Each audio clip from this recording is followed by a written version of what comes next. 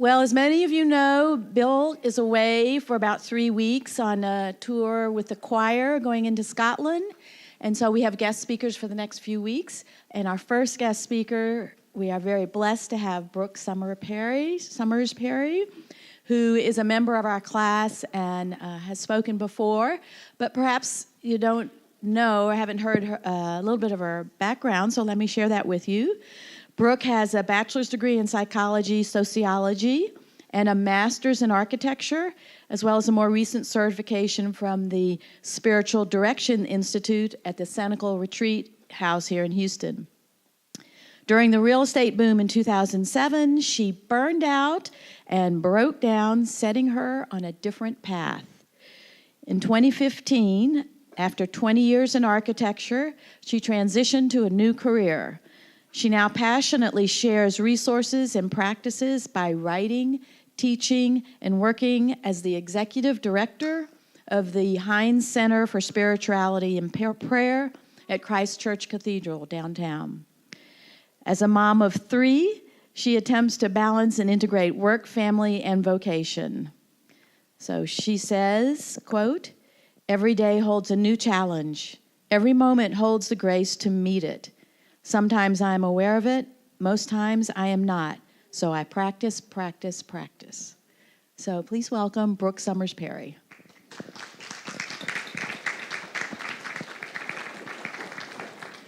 Here, it matches your outfit. There's going to be a fight over who gets the shawl. It's kind of cold in here, but I'm not going to need it. Thank you. So, good morning. No matter who you are or where you are on your spiritual journey, you are welcome here.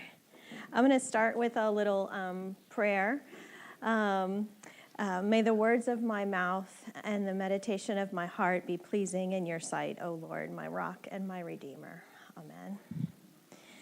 All right, so I have a couple of gentlemen in the room to thank for today's experiment. Randall, raise your hand. I say your name all the time.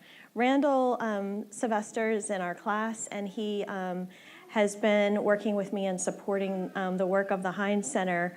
Randall brings me down when I'm overwhelmed and stuck, and within about 5 minutes, I'm back on track. I have clarity. I know what my next action is, and I'm back on my game. And so thank you very much, Randall, for doing that. Richard Wingfield, the wizard behind the curtain, does the IT consulting for the Hines Center, and he and I have been friends for 20 years now, I think. Too long. Back when he says, as he says, we were friends when he had hair and my hair was dark. Because of Randall's insistence and mastery of using the whiteboard in our work together, and Richard's tech responsibility and innovation, we're doing a whiteboard experiment today as I talk. So, this image, Randall and I were talking about some of the resistance of change, and what I do at the Hines Center for Spirituality and Prayer is help people find resources and tools and practices that will help them live a more fulfilling life and to get through some of the natural changes in life. And some of the questions we've been asking is, why do thousands of people know about us and they're not coming in those same numbers?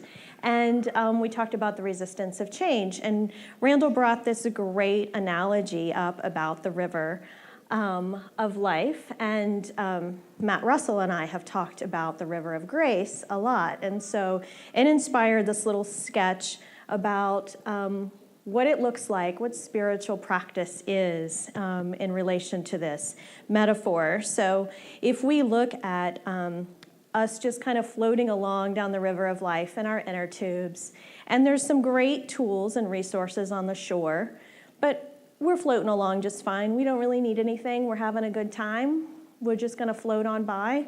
The canoes and the kayaks that would be good resources for the rapids that are ahead. or other obstacles, but we don't need that right now, so we're just going to float on by. Or there's this guy down here. I don't know if it's going to let me. Let's see. You see this guy down here?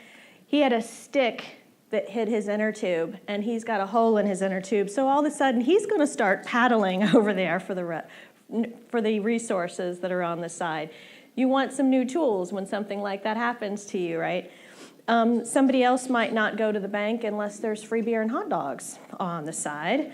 And then you see the rapids in the middle. Some might get through on their inner tube, some might not. Some might all of a sudden need the medic that's down the river just a little bit. And then maybe they'll grab a canoe or a kayak and make it on down. But the point is that this river is returning us back to the source. We're all on the same river, and I think Bill has done an amazing job about talking about analogies of water and about being in flow. And so we're going to talk a little bit in more detail about this journey back to the river and to the responsibility that we have along the way. For instance, you could tell each other that you need a kayak and you need a canoe and get all up in somebody else's inner tube because you like their path better. And there's all different ways that we live in this river together. But what we want to do is not try to control the river, not give unsolicited advice to other people. I love the quote that he used about Anne Lamott, that a lighthouse doesn't go out and searching all over the island to find boats to save. The lighthouse is just a light. It's just there waiting for those that need it. So I'm going to start from the very beginning.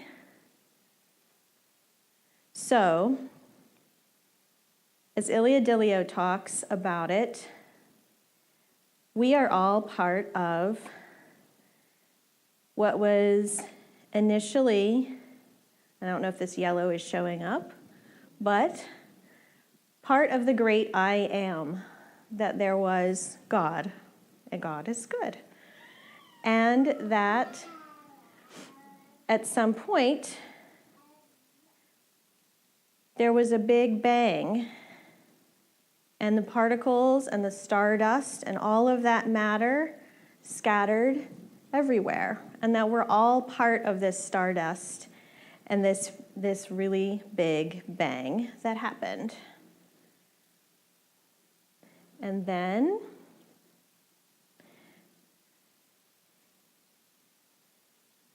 whoops, wrong tool. The great I am is still there, and there's all these individual pieces.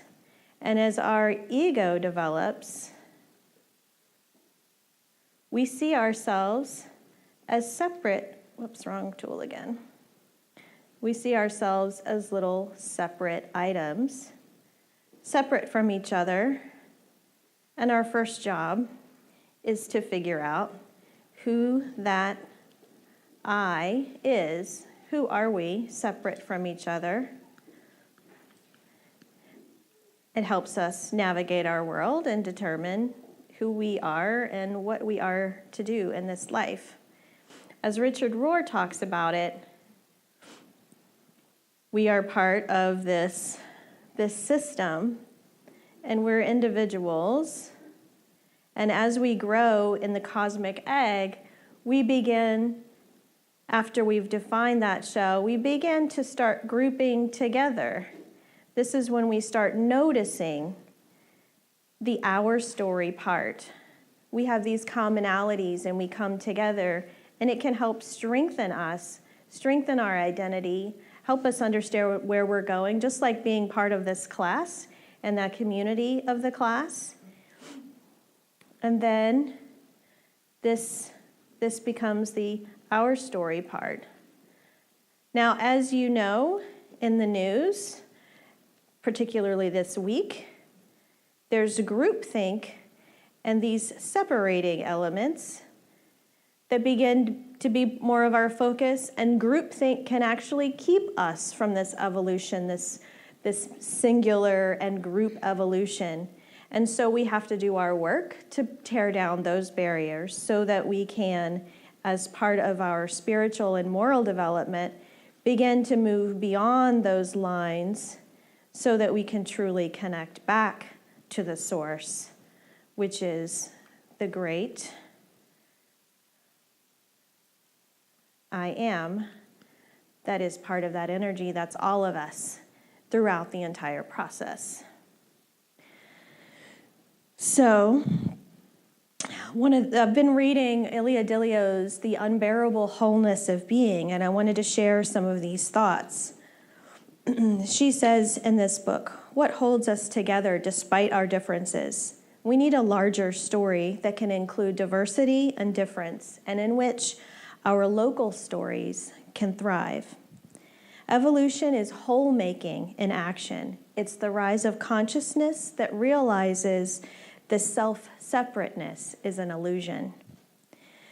Raymond Panikar, and I'm not sure if I'm saying that right, said that when theology is divorced from cosmology, we no longer have a living God, but an idea of God. God becomes a thought that can be accepted or rejected rather than this experience of divine ultimacy. It's easier for us to deal with God if it's just a thought, but we're participants in God. And that means that we are responsible and part of this ongoing evolution, this ongoing change from this illusion of separateness to what I like to say is the opposite of the Big Bang. If you look at bang backwards, what I'm saying is we are part of the big nab, where we're taking all these things and bringing them back together as our part of whole making. Evolution thrives not on rugged individualism, but on communal interdependence. God is the dynamism of love that gathers beings together into greater unity and consciousness. Love is a consciousness of belonging to another, of being part of a whole. To love is to be on the way toward integral wholeness, to live with an openness of mind and heart, to encounter the other not as a stranger, but as another part of oneself. We resist this notion, and we resist things that suggest that we're interdependent because our ego wants that separation and resists that because that's how it can identify itself and maintain some control. Being human makes us want to resist that. The ego thrives on creating that illusion of separateness.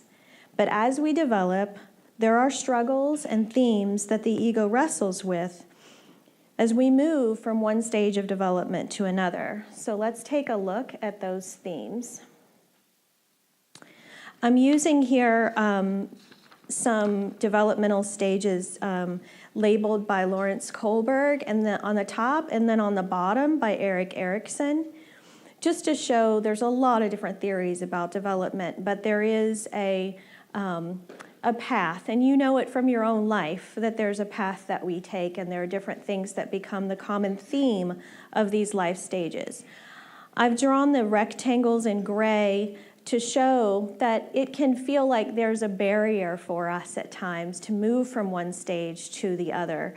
In doing the work in spiritual direction, I've noticed that there's a common theme when someone's moving from one stage to the next. Because the things that you've always done, the strategies and the habits, the places that you go, the people that you're around, change from stage to stage. And those habits and those patterns help us meet our needs and give us satisfaction. But suddenly, when we move to another stage, we are no longer able to hang in the same crowd, no longer doing the same thing. But we don't have the new strategies that we need to get those needs met. And so whether you're a teenager who's trying to discover who you are in a big middle school where people don't know you, you don't have the same ability, the same strategies that you had in elementary school. You don't have new ones to replace that yet, and that can be a very, very difficult stage, very difficult timing. And then it's the same thing when you're in your 20s and you go off to college. Suddenly the structure and the patterns that you had at home are not there, but the new strategies haven't shown up yet. It's the same thing when you retire, I'm told, that when you have all this excitement about a new stage and suddenly you think you have all this time on your hands, but you don't have this new strategies yet to get all those needs met. But what I find is common among these groups, and why I love doing multi-generational work, is that what's common is the feelings and the reaction, the response that you have to this changing from having strategies that work to not yet having strategies that work in your new stage. And what's needed is courage, creativity, and community to help brainstorm new ways of getting these met, which is why I love doing group work and also some multi-generational work. So I'll just read, in case you can't read my handwriting, or I don't know how easy it is to see this, but I'll just go through some of the labels for the struggles at each stage that Erik Erikson talks about, from the very early developmental stages to the later ones. Trust versus mistrust, autonomy versus shame and doubt, initiative versus guilt, identity versus role confusion, intimacy versus isolation, generativity versus stagnation, and integrity versus despair. One of the things I wanted to just lift up that I have this theory, and I don't know if it has any merit or not, but I think in our culture, because there has been a lot of affluence, you can see where someone where you see the basketball player, someone in that identity versus role confusion stage may come into a lot of money and suddenly retire and skip some of those stages and have a lot of money but be in a totally different life stage. You can see how those kinds of shifts that are a little more rapid have a little bit of a ripple effect, not only on that person, but also in groups, how that affects our moral development together. I think there are some implications for that and some, rites of passage and things that need to happen so that we don't miss anything along the way. There's wonderful lessons that we live in these life stages that give us what we need to grow in this direction. The other thing I wanted to bring up, and I was introduced to Ronald Rolheiser while I was in the Spiritual Direction Institute at the Cynical, and he has a really great understanding of spiritual development, which he has 3 stages of discipleship, and they are essential discipleship, generative, and radical. And I'm just going to read to you a little bit about these stages. He introduces this notion by telling a story about Nikos Kazantzakis, I'm sure I butchered that, the famous Greek writer, contemplated becoming a monk and once spent a summer touring monasteries. Years later, writing on the experience, he recounts a marvelous conversation he had with an elderly monk, Father Makarios. And I believe Bill has told this story in here before, so sorry about the repeat. At one point, he asked the old monk, "Do you still wrestle with the devil, Father Makarios?" The old priest sighed and replied, "Not any longer, my child. I have grown old now, and he has grown old with me. He doesn't have the strength. I wrestle with God." "With God?" Kazantzakis exclaimed in astonishment. "And you hope to win?" "I hope to lose, my child," the old man replied. "My bones remain with me still, and they continue to resist." Among other things, the story highlights the fact that our spiritual struggles change as we age and go through life. The struggles of youth are not necessarily the struggles of midlife and beyond. Maturity is developmental. Different things are asked of us as we move through life. This is also true for spirituality and discipleship. How does our spiritual life change and demand new things from us as we grow? Drawing upon the insights of John of the Cross, and again, I'm still reading Rolheiser's words here, I would submit that there are 3 fundamental stages to our spiritual lives, 3 levels of discipleship. The first level, which John of the Cross calls the dark night of the senses, might aptly be called essential discipleship. In essence, this is the struggle to get our lives together. The struggle begins really at birth, but becomes more our own individual struggle when we reach puberty and begin to be driven by powerful inner forces to separate ourselves from our families so as to create a life and home of our own. During this time, we struggle to find ourselves, to get our lives together, to create a new home for ourselves. This can take years and might never be achieved. Indeed, for most everyone, some elements of the struggle will continue throughout their entire lifetime. But for most, there comes a time when this is essentially achieved, when there's a sense of being home again, when the major questions of life are no longer, who am I? What will I do with my life? Who loves me? Who will marry me? Where should I live? What should I do? At some point, most of us find a place beyond these questions. We have a home, a career, a marriage partner, or some peace without one. A vocation, a meaning, a good reason to get up every morning, and place to return at night. We've found our way home again. We then enter the second level of discipleship, which John of the Cross calls proficiency, and which we might call generative discipleship. In essence, this is the struggle to give our lives away. Our main concern now is not so much about what to do with our lives and how to give them away, so as to make the world a better place. These are our generative years, and they are meant to stretch from the time we land in a vocation, a career, and a home until our retirement years. And our major questions during these years need to be altruistic ones. How do I give myself over more generously and more purely? How do I remain faithful? How do I sustain myself in my commitments? How do I give my life away? But those are not yet the ultimate questions. At some point, if we are blessed with health and life beyond retirement, a still deeper question begins to arise in us, one which invites us to a third stage of discipleship. As Henri Nouwen puts it, at a certain point in our lives, the question is no longer, what can I still do so that my life makes a contribution? But how can I now live so that when I die, my death will be an optimal blessing for my family, the church, and the world? Richard Rohr says that every step of the ladder of moral development is taken in semi-darkness by the light of faith. So, I wanted to illustrate some of the barriers that exist when we are trying to move from one stage to another. Let's see if I can draw this. So you saw between each one of those life stages that there was a barrier.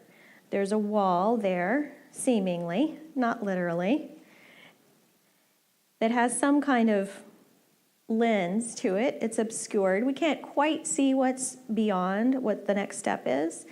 And as I described, there are strategies that we have on this side, things that we do, like, for instance, a couple that's getting married. A man might be hanging out with his buddies a lot, and so he's spending a lot of attention on one particular strategy. And after marriage, there may need to be an adjustment in how often that happens or when that happens. But you can see where we get attached to the lifestyle and the strategies and the choices that we make. But when we think about overall the energy and the longing we have to return and that pulls us along in our development, there's still this part of God that wants us to work together and unite and be pulled into the next level of development. And so we are called to move to move in one direction, even though our egos are pulling us in opposite directions, it seems. So if we struggle with this, if we are very attached, if this is so much part of our identity, we can become frustrated. We can be full of fear because we can't see beyond. We sense this desire to move, but we don't have the clarity yet. And so we can end up feeling stuck. But what's really needed, and sometimes what we can feel when we are in a strong community, and people that come to Conspire might be able to tell you about how this feels, or you might have your own group that helps you. But this community and this group can help us get the sense of hope, the courage that we need, and a trusting environment that allows us to be vulnerable so that we have the opportunity to find those paths that we need. Let's try this. To make our way through this barrier and discover that there are new strategies, that we have a new identity, and that we have these lots and lots of new strategies just beyond in the next stage.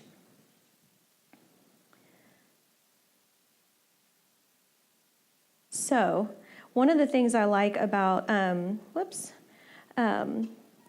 of the things I learned at the Cenacle with Sister Lois Didion was that area, appreciate you guys being guinea pigs on this, but that area where we feel stuck and we keep trying something that doesn't work for us anymore, that can feel like this resistance that just keeps hitting up against the wall. I've got a real simple example. When you have an issue that comes up and you think you've resolved it, and then it comes around again and you say, shoot, there it is again. It's almost like the pothole that I have hit twice this week. As I'm going from 610 to 45 South, there's this huge pothole in the middle of the on-ramp, and I hit it twice. And the second time I was like, what? Before I left the house, I told myself, don't hit that pothole, and I hit it again. That's what this feels like. This morning, I can thankfully say I missed it. I had the awareness. So yay for that. But what Sister Didion talks about this resistance and this cycle that we get in, like, I know it doesn't work, but I keep trying it. And this resistance actually is the energy building that we need to push us through to the other side. And so sometimes change doesn't happen as fast as we want it to, and we really hate that resistance, but it motivates us to finally let go of whatever's holding us back. If you think about in Scripture, I think of this as like, I'm finally going to realize the camel that I'm trying to get through the eye of the needle, and I'm going to drop it, and I'll finally get through, and I'll break through to the next side. So sometimes what can happen is we can get through here, and then we're like, oh, I haven't found all these new strategies over here yet, so I want to go back. Does anybody ever feel like that? Like, I want to drop out of college and go back home. That was so much easier. But we don't really just slide right back. We've gone somewhere different, and we have to also let go so that we can see that we can't get back to normal. We have to embrace the new normal. So, let's see. I'm going to go through this a little bit. Let's see. I'm going to go through this kind of quickly because I don't want people to try to get too attached to the details of this. But what I wanted to do is highlight a few of these patterns and things that we need to let go of, to break through, through the lens of the Enneagram. So, what this diagram is showing is that we are a whole person who, just like the Big Bang that we showed, that was at a really wide, larger scale, at an individual level, there are many pieces of us that have to be united. And as part of our growing and developing, we're integrating these things. We're bringing those things in and hopefully following our call and our longing to return back to each other and back to God. And so the yellow circles and the arrows associated with that is that inner desire and longing to return back to who we were before we were born, to each other and to God. And that our egos have different patterns and things that they like to do to help us feel more in control and have more clarity about this process, which as humans, we're just not going to get. So we do the best we can by being aware of these patterns so that we can release their pull on us, so that we can bring our ego into service to these longings and desires to return to God. So I'm just going to show a few things here, like twos may become obsessed with, or obsessed is a harsh word, but spend a lot of time seeking to be loved and valued by others and serving others to a point of losing their own movement and service to themselves. Threes have a lot of energy around achieving an image and accomplishment. And that can get them off course for their own development and longing to become more whole and be more comfortable accepting themselves as who they are. Fours seek to experience feelings and want to be understood. And you can see it's not necessary for you to know your type. But if some of these sound familiar, we all act as part of these types at different places in our lives and different times. So I'm just asking that you become aware of what are these patterns for you? Like, where do you spend a lot of your attention and energy in these areas? And what kind of practices help you let go of those so that you can more freely move into the depth and the wholeness that God seeks for all of us? So those are, in the Enneagram, those are the heart-centered types of the 2, 3, and 4. I'm just going to move on to the 5, 6, and 7. These are the head types.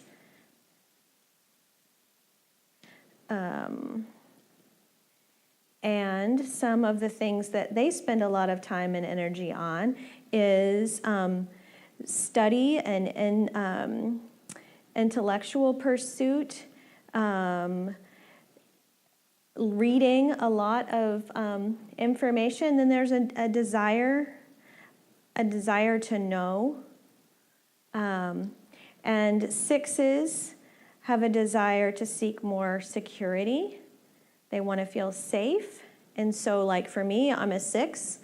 As I said before this talk, if anything went wrong with this drawing, I have a backup slide presentation for this because I want to feel safe and I spend my energy on things that help me feel more safe. 7s have a desire for adventure and happiness, and they do a lot of planning for these to make sure that they can have fun in life and connect with others. And so none of these things are bad unless they pull us away and keep us from loving ourselves and following our spiritual development path. And then the last group of 3 are the body-centered types. Whoops, sorry. And they are 8, 9, and 1. And what they tend to focus on is a need for justice and strength for 8s and self-reliance. 9s are seeking to keep the peace, they sometimes lose themselves in the crowd by trying to please others because they want that peace. And then ones have a need to find the right way and tend to focus on the improvement of themselves and others. Now, I'm going to go back, I hope, to these and talk about how this awareness can help us shift this focus. So, for the twos, if twos can recognize that they are truly loved and loving, they begin to get the freedom from those habits and patterns that are no longer serving them. Threes focus on the good works of God, and that they don't have to save the world. And fours need to realize that they are not abandoned and that God is always with them in their unique self. Whoops. Let's see.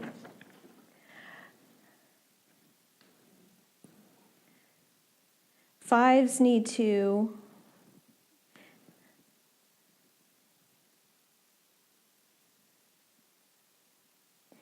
Fives are liberated by understanding that all is connected. And I'm sure there are other ones of these. I just pulled some ideas out of here just to see if anything connects with you guys. Sixes, the essence of my being, that divine indwelling, I focus on that a lot because that helps me see that can't be taken from me even in death. So even in worst case scenario, I'm okay. And that helps me release all the attachments from those patterns. And that 7,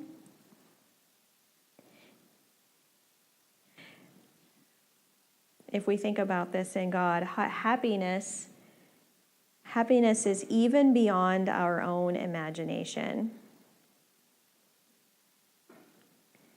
And that our work in getting to God can free us to seeing happiness and joy even beyond what we can humanly come up with.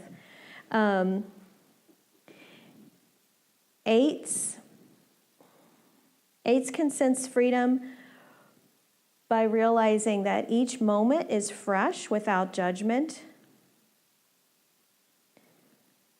So present moment awareness can help 8s be released.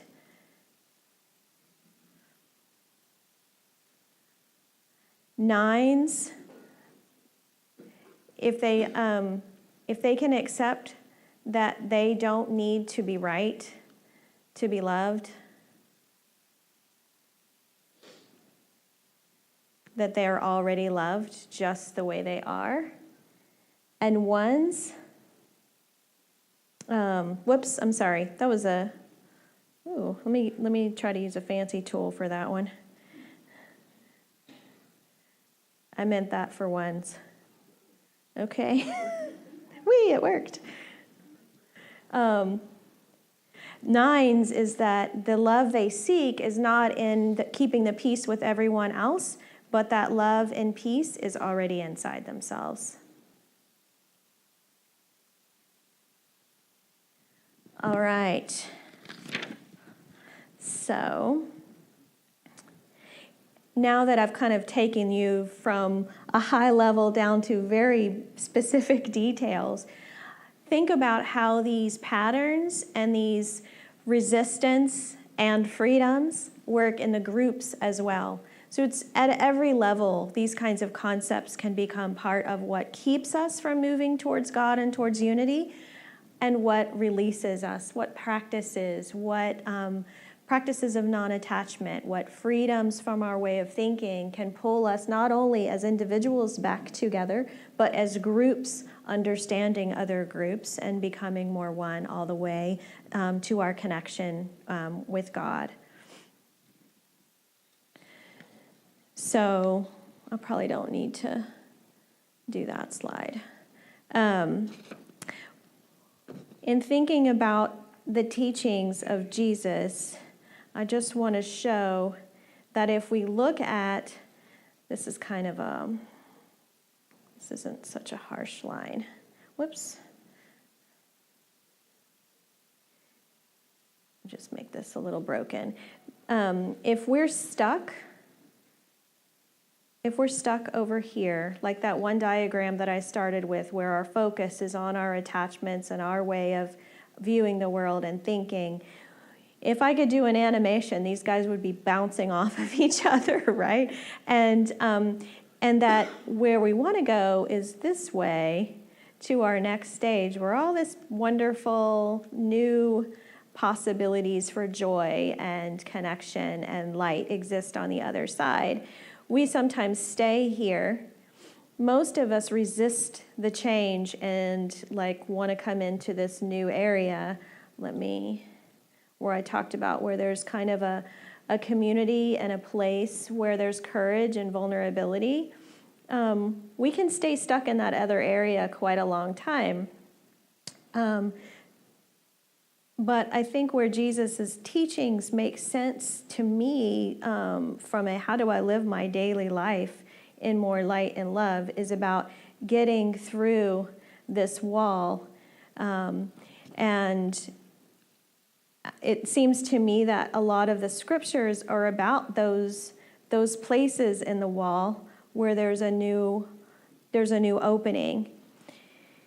We have to let go of those labels that we put on each other, those reasons we don't invite other people to the table, to get over to this side where we can make a shift into something new. And I kind of look at that yellow light a little bit like the foundation, the loving foundation of God that helps us get through to that next level. But there's some release, non-attachment, new way of seeing and being in the world that's required to get us to shift in that new direction. So I'm going to try to illustrate for you. I just talked about kind of a willing response. I just realized I drew this line really big. This wall really big, because that's what it felt like. I'm about to talk about break down instead of break through.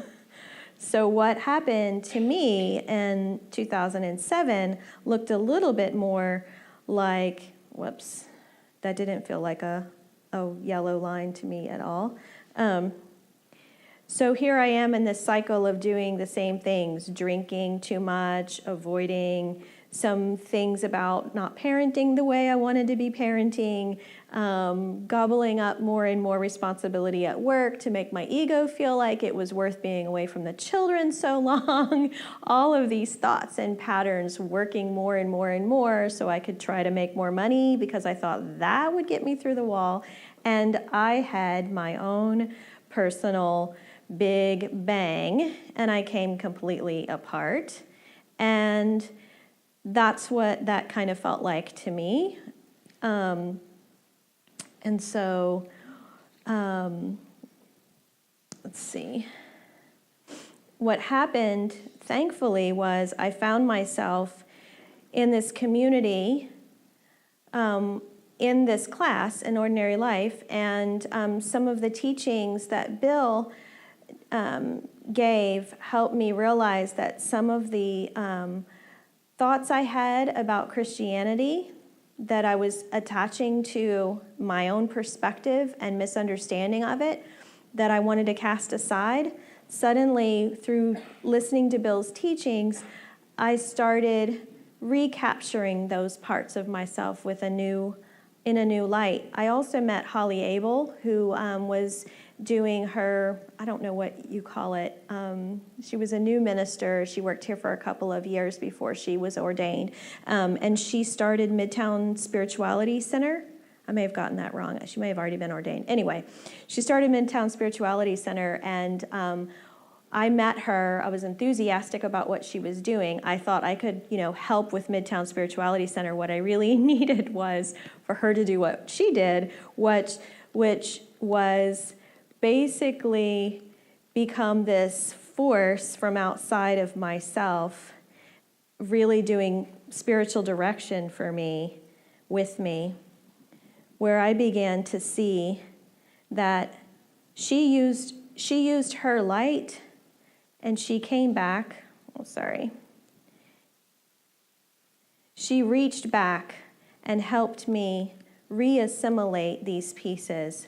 But because it was done through spiritual direction, I was able to see the light in my own life, in the pieces that needed to be picked back up, and I began feeling whole again.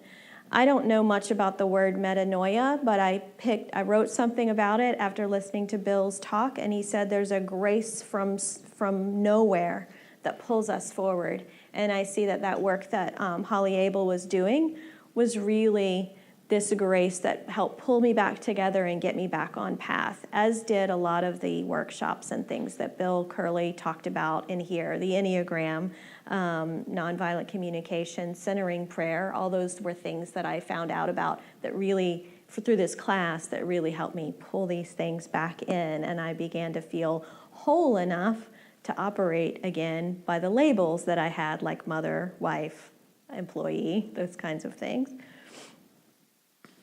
So let's see where we are on time. We're getting close. So let me, real quick, I want to demonstrate the practice of meditation, just because I think this is a good place to start. So what happens when you sit and meditate? So you sit with your light and an awareness of that. You don't try to stop the thoughts that you have that are coming around you. These don't look like thoughts. I don't know what thoughts look like.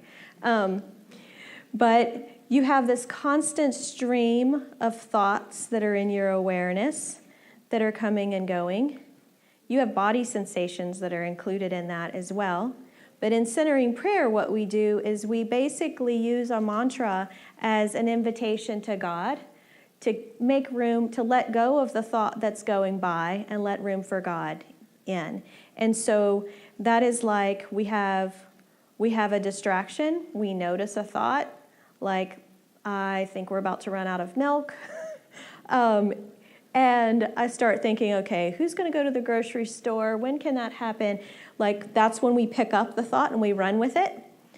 But if we can say, oh, there's that milk thought again, I'm going to use my mantra and I'm going to welcome God back to the center.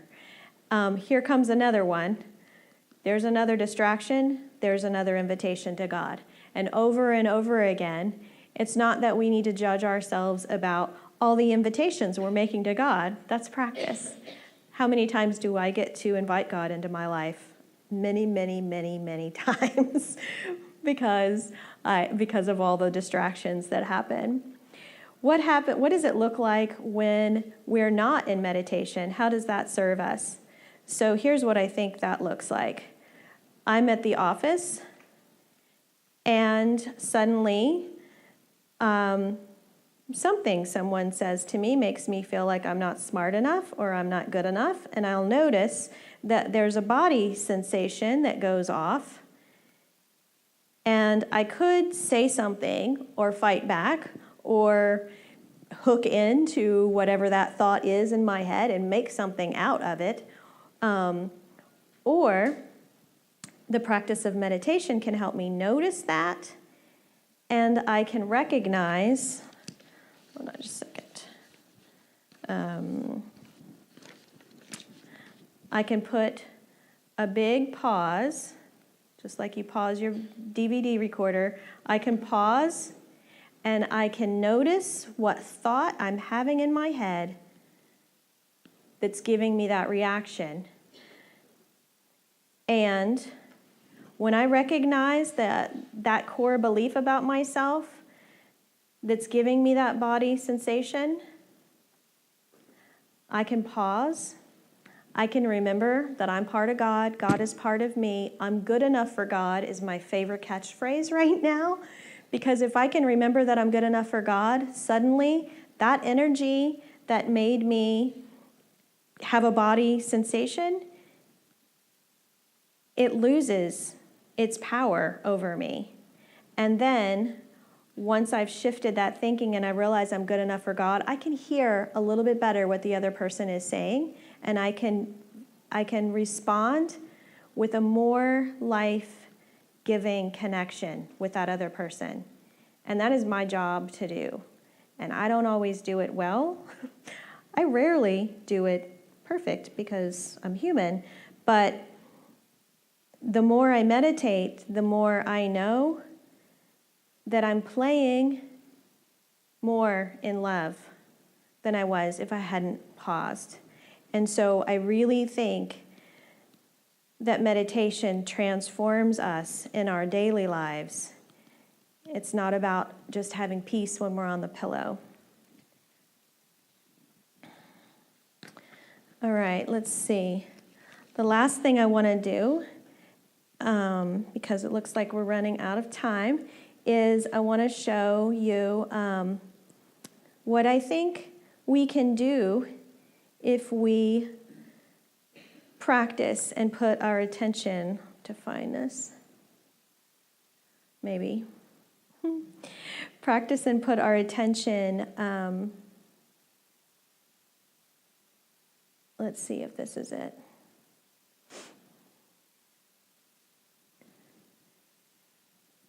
There we are becoming I, and then we have all our egos working, and then we recognize our pull back towards God, and we come together and we participate in the great I am. That's it. That's all I have for today.